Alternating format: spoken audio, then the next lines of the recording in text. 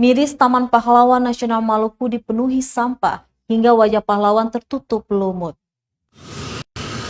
4 tahun diresmikan, Taman Pahlawan Nasional Maluku yang berada tepat di Jalan Jenderal Sudirman, Kecamatan Sirima, Kota Ambon, tak terawat dan berserakan sampah.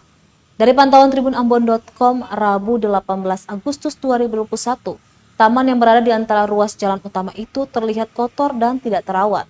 Rumput liar mulai tumbuh menutupi pagar pembatas taman. Bahkan lumut menutupi wajah pejuang Maluku yakni Kapiten Patimura, Nuku Muhammad Amiruddin, Karet Satsui Tubun, Johannes Lemena, dan Marta Christina Tiahahu. Selain itu, kolam di bagian dalam taman juga dipenuhi sampah plastik yang berserakan. Warga setempat mengaku sejauh ini belum ada petugas kebersihan yang secara rutin membersihkan taman itu, padahal letaknya sangat strategis.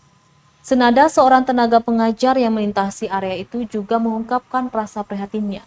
Katanya taman sangat kotor sehingga tak ada pengunjung sama sekali. Mereka berharap pemerintah Kota Ambon segera melihat masalah ini dengan serius. Apalagi tinggal sebulan lagi ulang tahun Kota Ambon.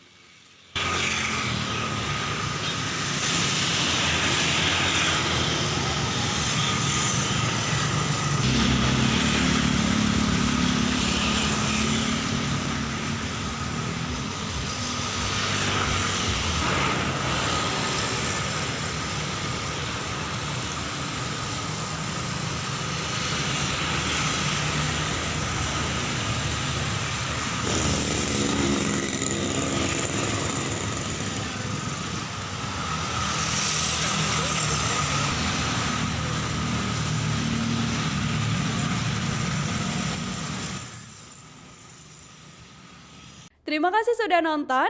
Jangan lupa like, subscribe, dan share ya.